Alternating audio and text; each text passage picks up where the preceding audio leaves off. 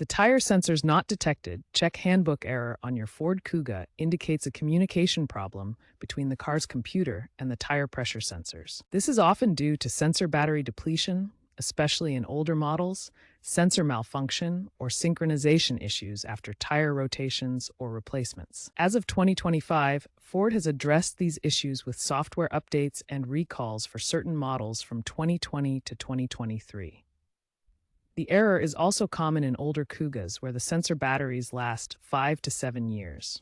Cold weather can also cause temporary sensor hibernation. While a reset can sometimes resolve the issue, professional diagnostics are recommended to avoid voiding warranties if the sensors are damaged.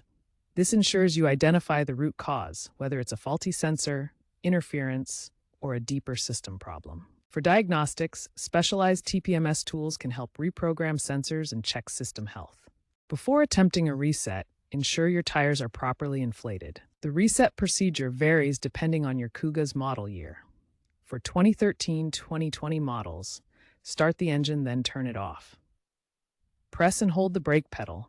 Turn the ignition to the on position without starting the engine for 5 to 10 seconds until TPMS Learn mode appears on the dashboard.